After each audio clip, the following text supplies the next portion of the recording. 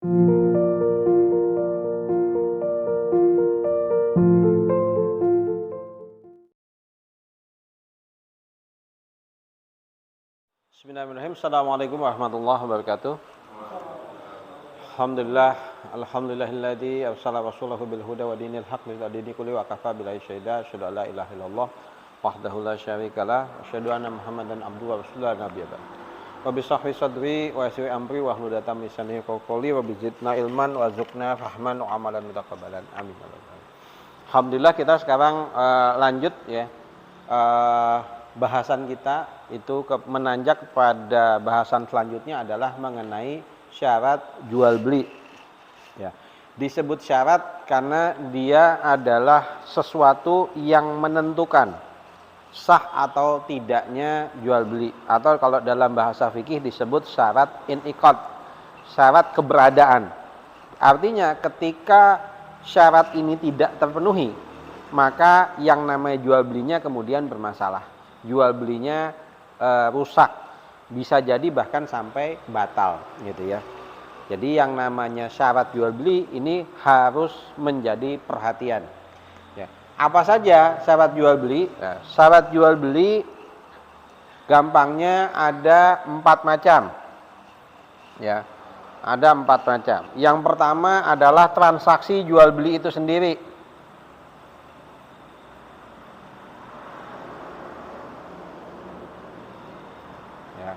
Transaksi jual beli itu sendiri. Yang pertama itu harus ada. Yang kedua adalah adanya tempat. Ya. Tempat transaksi.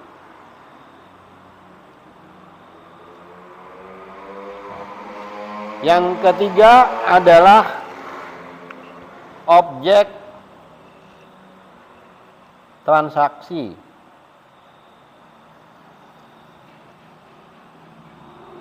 Yang keempat adalah pelaku transaksi.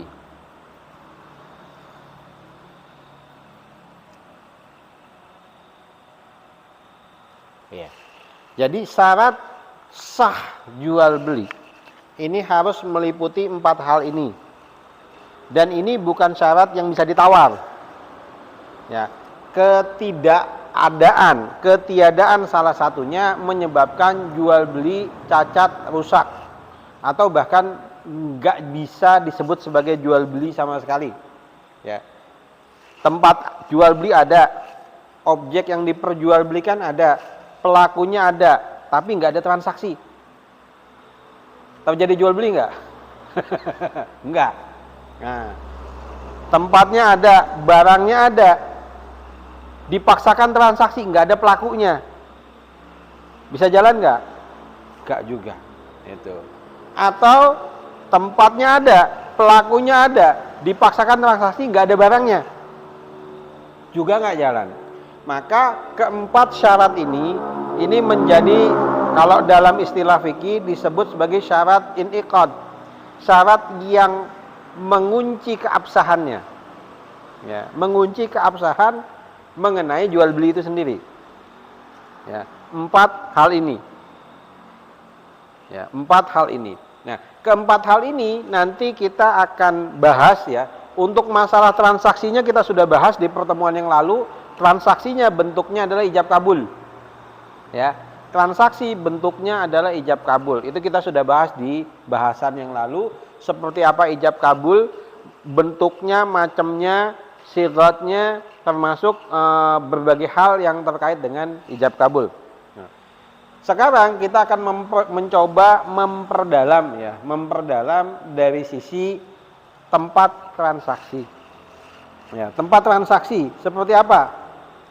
Nah, dalam istilah fikih, ya, yang namanya tempat transaksi ada disebut istilah satu majelis. Ya, satu majelis. Ya, satu majelis.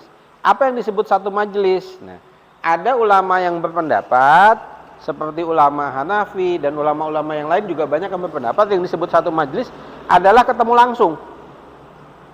Jadi yang namanya jual beli adalah ketemu langsung. Itu ya. Ada yang berpendapat seperti itu. Ya. Nah, yang namanya jual beli satu majelis artinya satu tempat yang sama. Satu tempat yang sama. Nah, gimana kalau nggak bisa tempat yang sama? Nah, kita ini sudah dalam kondisi yang berbeda teknologinya, berbeda caranya. Maka ya para ulama kemudian juga bukan merevisi, tapi kemudian memberikan gambaran, ya. Mereka kemudian beristihad lebih jauh bahwa yang disebut satu majelis adalah adanya kesinambungan antara ijab dengan kabul. Ya, ijab dan kabul itu dilaksanakan pada satu tempat yang saling mengetahui, gitu kan? Dan itu tidak dijeda. Tidak kemudian misalnya ya satu ijab saya jual barang ini. Nah, kemudian baru dijawab 1 jam kemudian. Nah, itu tidak disebut satu majelis. Meskipun ketemu, ya, meskipun ketemu, tawar menawar, yang satu itu saya jual deh harga sekian, yang satu baru jawab 1 jam kemudian, itu nggak disebut sebagai satu majelis. Ya, jadi satu majelis artinya memang ada kesepahaman antara penjual dengan pembeli untuk satu transaksi itu, ya. Mereka itu dalam kondisi yang memang tidak dijeda dengan hal yang lain. Bukan berarti seperti akad nikah kan gitu ya. Kadang-kadang seperti balapan. Ya, saya terima nikahnya bla bla bla bla bla harus nggak boleh ada jeda gitu ya. Seakan-akan seperti itu. Tapi sebenarnya tidak harus seperti itu ya. Tidak harus seperti itu. Tapi yang dibutuhkan adalah bahwa itu tidak kemudian dimasukkan di antara akad tadi adalah aktivitas lain. Ya. Saya jual barang saya dengan harga sekian. Belum dijawab, gimana kabarnya keluarga? Ya. Nah, ini yang nggak boleh, gitu ya. Ini yang nggak boleh. Tapi kalau sekedar ada jeda, ngambil napas, gitu, mikir sebentar, nggak ada masalah. Ya. Ini yang disebut satu majelis. Ya. Satu majelis pada zaman dulu mau nggak mau harus ketemu. Nggak bisa satu majelis nggak ketemu. Ya. Zaman sekarang kita sudah zaman yang canggih. Ya, para ulama kemudian beristihad gimana dengan jual beli lewat telepon. Masuk satu majelis enggak? Nah, para ulama kemudian beristihad bahwa itu tetap dianggap sebagai satu majelis. Ya. Dianggap sebagai satu majelis. Kenapa? Karena penjual dan pembeli saling mengetahui. Dan keduanya bisa bertransaksi berijab kabul pada tempat, pada kondisi yang sama, pada ruang meskipun ruang virtual, tapi ruang virtual yang sama, dan itu bisa berkesinambungan. Setelah ijab bisa langsung kabul. Zaman dulu nggak mungkin, kecuali ketemu. Nggak mungkin yang satu ijabnya di Mekah, yang kabulnya di Madinah. Ya, informasi baru sampai 4 hari kemudian. Nggak mungkin. Tapi sekarang bisa pada waktu yang sama. Ya, bisa pada waktu yang sama. Sehingga melalui telepon itu boleh, melalui video call juga nggak masalah. Itu tetap dianggap sebagai satu majelis. Ya, tetap dianggap sebagai satu majelis. Jadi definisi satu majelis adalah di situ ada memungkinkan penjual dan pembeli saling mengetahui satu sama lain dan bisa melakukan ijab kabul tanpa ada hambatan dan tanpa ada jeda. Ya, ada jeda ini maksudnya bukan jeda dalam hitungan waktu, tapi jeda kegiatan lain. Ya, itu yang dimaksud dengan satu majelis. Sehingga tempat transaksi memungkinkan di mana saja, termasuk juga ya sekarang ini adalah seperti di toko online. Ya, toko online itu tetap kita hitung satu majelis dan cara ijab kabulnya adalah urfiyah, mengikuti kebiasaan. Kalau kita klik beli, nah gitu ya, kita klik beli di toko online, itu sebenarnya kita sedang melakukan ijab kabul. Kenapa? Kita menetapkan saya beli ya, gitu kan. Mereka confirm, itu berarti dijawab iya, kan gitu ya. Padahal confirmnya itu bisa jadi butuh waktu, nggak selalu saat itu juga, detik itu juga. Tapi kan itu tidak dijeda dengan kegiatan lain, gitu ya. Tidak dijeda dengan kegiatan lain. Nah, maka kemudian jangan kita aneh kalau ada juga yang berpendapat mengharuskan jual beli ketemu. Sehingga orang yang berpendapat seperti ini maka otomatis melarang, mengharamkan jual beli online. Ambil pendapat itu silahkan, gitu ya. Tapi ulama sudah memudahkan, sudah beristihad. Ya, jual beli online silahkan, perbolehkan. Jual beli melalui telepon juga dipersilahkan, nggak ada masalah. Yang pasti adalah satu majelisnya itu kesinambungan antara ijab dan kabul, akad itu harus diperhatikan. Ya, kesinambungan antara ijab dan kabul harus diperhatikan. Itu yang ditekankan dalam definisi satu majelis. Ya. Yang kedua adalah objek transaksi. Ya, objek transaksi.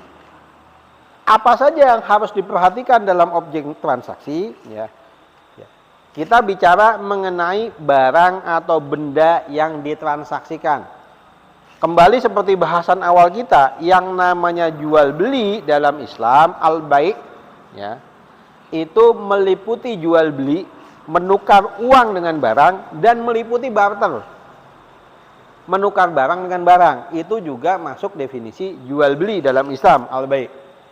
Dalam bahasa Indonesia dibedakan, tapi kita dalam Islam itu disamakan, tukar menukar barang itu tadi. Nah, objek transaksi itu juga punya syarat yang mengikat.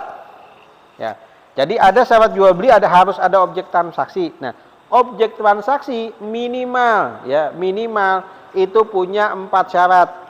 Ya, minimal punya 4 syarat. Ya. Yang pertama, ya, apa saja? Yang pertama, barangnya harus ada.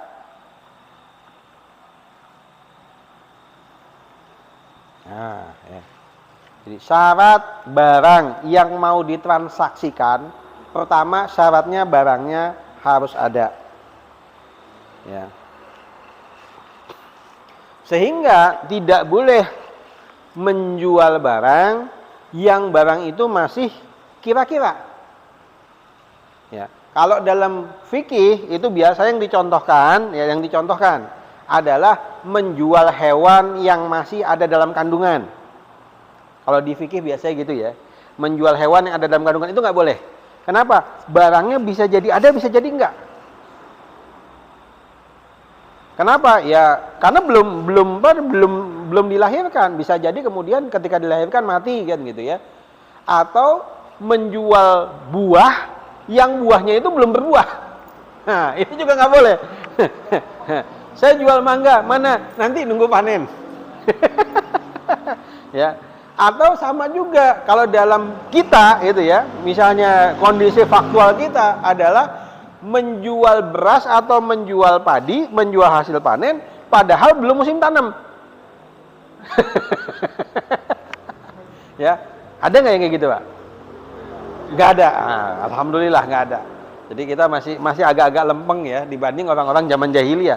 Jadi perilaku seperti ini dilakukan oleh orang zaman jahiliyah.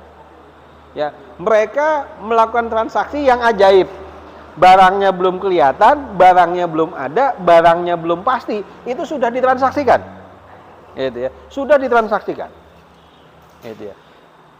Atau misalnya kita punya sesuatu yang memungkinkan, baru mungkin ya kita dapat gitu. Tapi kemudian sudah diperjualbelikan. Nah, yang seperti itu juga nggak boleh. Gitu. Misalnya kita baru ada info, nanti kayaknya bisa dapat hadiah sepeda motor.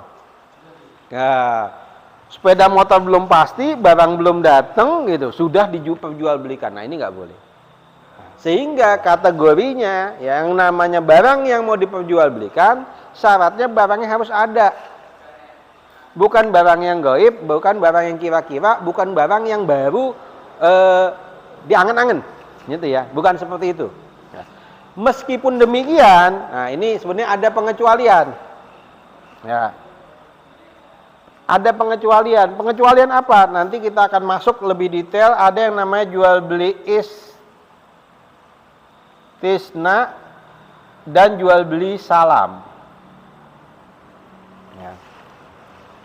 Apa itu jual beli istisna dan jual beli salam? Jual beli istisna dan jual beli salam adalah jual beli berdasarkan pesanan.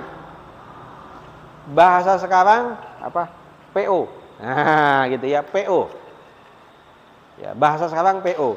Seperti apa istisna dan salam? Adalah orang yang membeli dengan uang terlebih dahulu, barangnya belakangan. Itu disebut jual beli istisna. Nanti akan diberikan batasan barang apa yang boleh dan barang apa yang tidak boleh. Ya, artinya barangnya belum ada. Jual beli istisna dan jual beli salam itu barangnya belum ada. Bedanya di mana? Bedanya adalah yang satu ini barangnya memang sudah jadi, artinya barangnya punya spesifikasi tertentu. Ya, barangnya punya spesifikasi tertentu yang itu misalnya produk pabrikan. Motor, laptop, handphone, yang seperti itu kan jelas spesifikasinya. Ya, istisna itu dikata asina, ya, barang produksi. Nah, yang seperti itu kan bisa dijual berdasarkan spesifikasi. Mesin motor, gitu ya, PO motor, itu boleh. Atau jual beli salam. Kalau jual beli salam, gitu, itu jual beli yang barangnya harus dibikin dulu, barangnya belum ada. Contoh, ya, paling gampang adalah beli pakaian ke tukang jahit. Udah ada belum? Belum. Gitu ya. Beli lemari ke tukang kayu. Belum ada. Ya, bahkan ya, kalau mau contoh di sini misalnya mimbar masjid. Ketika kita beli barangnya udah ada belum? Belum kan? Kita pesan kan? Ya, kita pesan. Itu boleh. Gitu. Itu boleh seperti itu. Jadi klausul barangnya harus ada, itu klausul umum. Ada pengecualian. Ya, ada pengecualian. Nah, pengecualian ini nanti akan ada bahasan sendiri. Ya, ada bahasan sendiri mengenai syarat dan rukunnya dan batasannya, gitu ya. Mengenai istisna. Atau yang seperti kalau setiap lebaran ada yang PO kue lebaran. Apakah ketika dia jualan barangnya sudah ada? Belum, kan gitu ya, pesan dulu. Nah, yang seperti ini boleh? Boleh. Ya. Boleh. Jadi secara umum yang namanya jual beli barang harus ada, kecuali nanti masuknya jual beli dengan pemesanan yang disebut istisna atau salam. Nanti itu ada bahasannya sendiri. Tapi untuk sekarang kita pelajari dulu keumumannya. Ya, kita pelajari dulu keumumannya. Ya. Yang kedua, nah ini kedua. Ya, yang kedua, barangnya harus bernilai.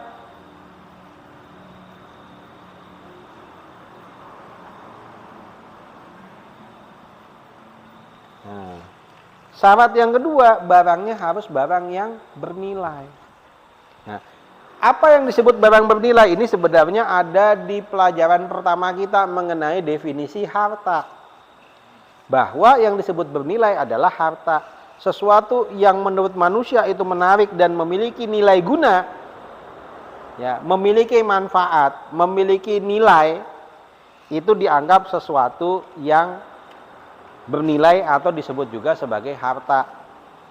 Nah, sesuatu yang tidak bernilai, sesuatu yang tidak bermanfaat, gitu ya, maka itu tidak bisa diperjualbelikan, tidak sah diperjualbelikan. Ya. Contoh, kalau dalam Islam itu mengatur yang namanya bangkai, yang namanya darah itu tidak dianggap bernilai. Kenapa? Karena itu bukan harta.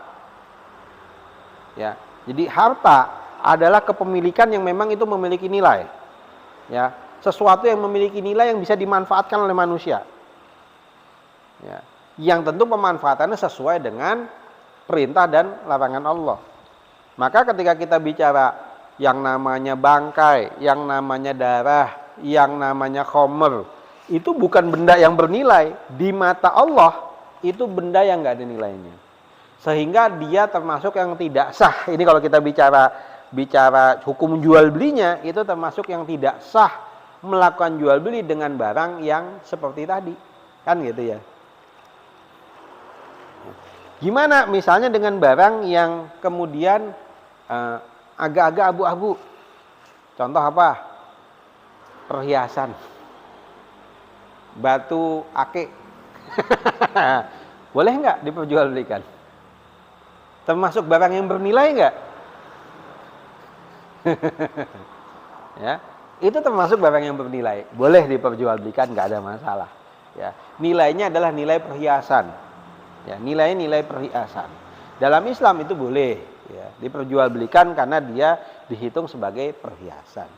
Gimana dengan barang-barang misalnya contoh yang kemudian jadi masalah. Ini kembali lagi kita membahas dari sisi khilafiyah fikih ya. Contoh misalnya alat musik. Boleh nggak menjual alat musik? Nah, kembali lagi tergantung dari pendapat mana yang digunakan. Kalau yang digunakan adalah pendapat yang melarang bermain musik, maka menjual alat musik bagi orang tersebut itu nggak boleh. Tapi bagi orang yang mengambil pendapat boleh memainkan alat musik, ya, seperti keumuman di negeri kita.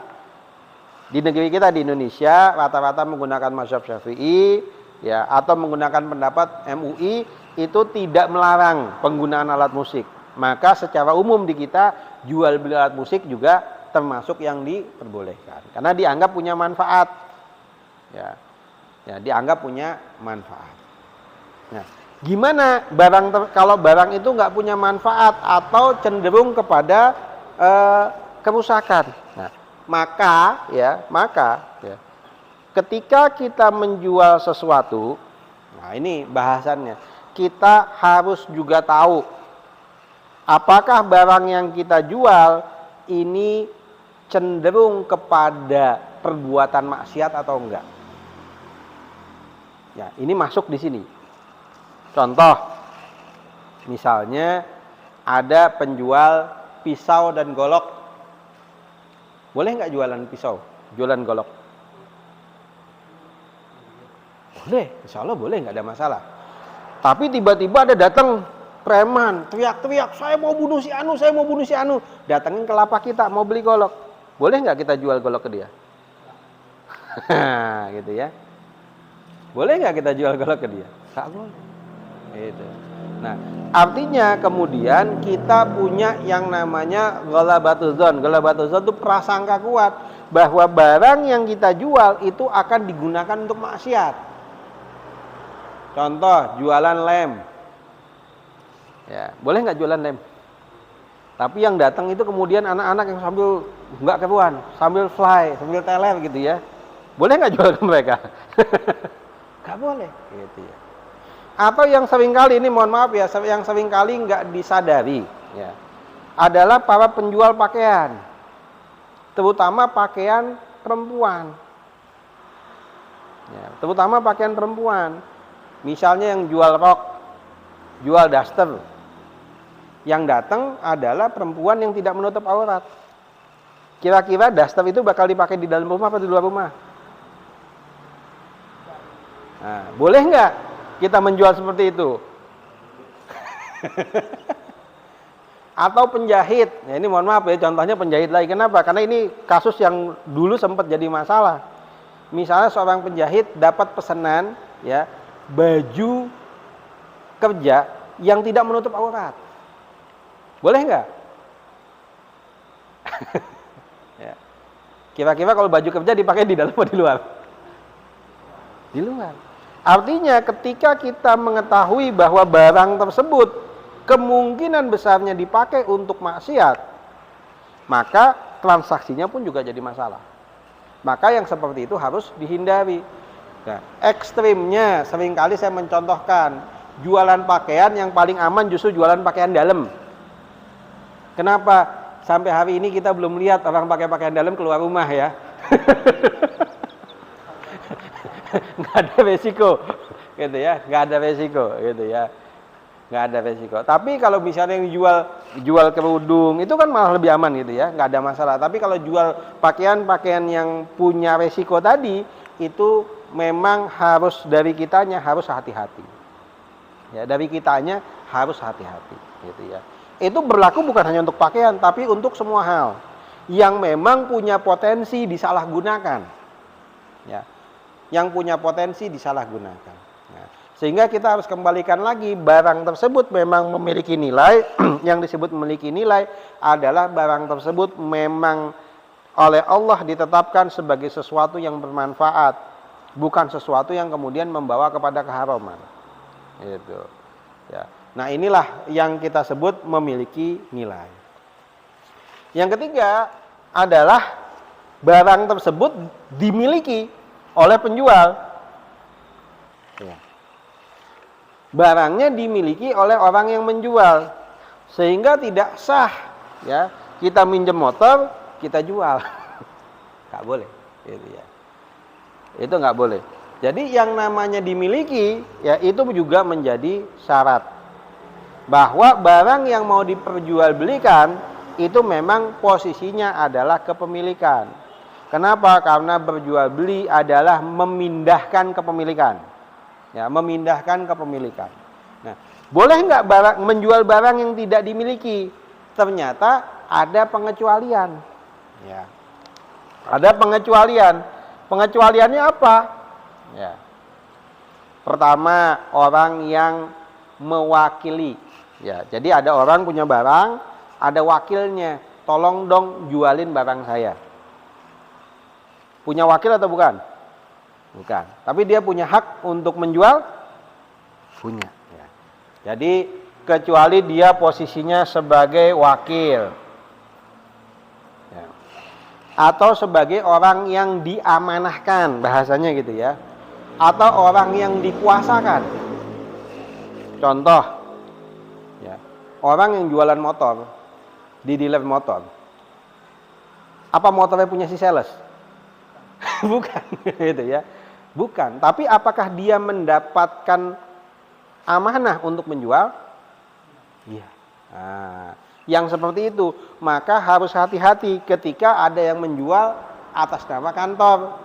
Jangan-jangan barang kantor yang dia jual. Saya jual laptop punya kantor. Ini laptop diamanahkan atau boleh ngambil ini, boleh maling gitu ya, kita nggak tahu. Tapi kita harus harus memastikan namanya kepemilikan itu kecuali memang diwakilkan atau diamanahkan.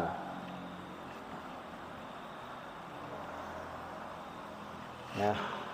Kecuali diwakilkan atau diamanahkan atau dikuasakan, itu boleh dijual bukan oleh pemiliknya langsung. Ya, bukan oleh pemiliknya langsung. Dalam istilah kita sang bahasanya banyak. Ya. Ada yang disebut agen. Kalau maklab bukan ya kita sudah bahas ya. Maklab itu dia bukan wakil, bukan amanah dan bukan dia menjual. Karena tugasnya maklab hanyalah mempertemukan antara penjual dan pembeli yang transaksi pemilik dan yang membeli, gitu ya. Jadi kalau maklab itu nggak masuk dalam bahasan ini. Kalau ini adalah wakil atau yang diamanahkan atau yang dikuasakan. Ini masuk ke dalam bahasan ini. Ya, masuk dalam bahasan ini. Nah, ini adalah syarat yang ketiga. Jadi barang harus dimiliki kecuali memang barang tersebut diamanahkan, barang tersebut diwakilkan, itu diperbolehkan. Dan ini memang harus kita ketahui. Ya, kembali lagi ada golabatuson, ada prasangka. Ini kayaknya nggak mungkin deh orang kayak gini punya barang kan gitu ya. Tiba-tiba ada yang datang gitu ya, jual barang yang nilainya nggak wajar. Atau jual barang yang nggak wajar kalau kita melihat orangnya. Ya, pakaiannya, ya mohon maaf ya, pakaiannya lusuh, kemudian bawa handphone mahal. Mau dijual. Kira-kira gimana? Ya kan? Nah, yang seperti itu maka kita harus menelusuri ini punya siapa. Kan gitu ya. Jangan-jangan barang boleh curian atau barang boleh temuan. Maka kembali lagi, meskipun barangnya ada, barangnya bernilai tapi bukan barang yang dimiliki atau bukan barang yang diamanahkan atau bukan barang yang diwakilkan, maka meskipun transaksi terjadi itu tidak sah. Jadi ya transaksinya. Yang keempat adalah barang bisa diserahkan. Barang bisa diserahkan. Jadi yang namanya transaksi jual beli, objek transaksinya itu harus bisa dilakukan serah terima. Ya. Saya jual burung, mana burungnya? Baru aja lepas. Itu ya.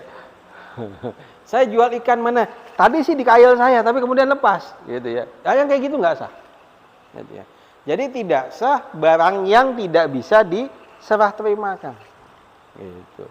Jadi sebagai objek transaksi, maka barang yang diperjualbelikan harus bisa diserah terima. Nah, serah terima itu nggak harus bentuknya fisik yang kita lihat gitu ya. Tapi ada juga sekarang yang namanya kita jualan pulsa. Ya, orang beli pulsa itu ada serah terimanya nggak? Ya, ada tetap gitu. Karena kenapa? Kan kita bisa cek pulsa itu masuk ke nomor kita.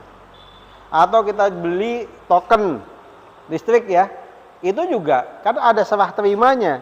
Ada sesuatu yang memang terlihat nyata, bisa diverifikasi bahwa itu ada serah terima. Ada yang masuk, ada yang kita ambil, gitu kan manfaatnya. Jadi itu juga diperbolehkan, gitu ya.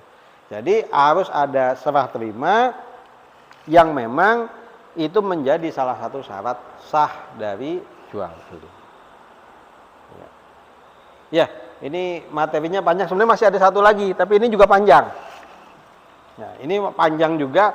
Nah, daripada kepanjangan kita cukupkan dulu materinya sampai di sini. Ini kita simpen buat pertemuan berikutnya, yaitu pelaku transaksi.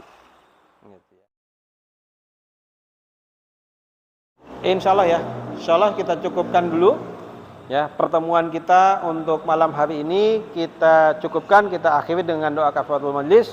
Subhanakallahumma bihamdika asyhadu an la ilaha illa anta astaghfiruka wa atubu ilaik. Wassalamualaikum warahmatullahi wabarakatuh.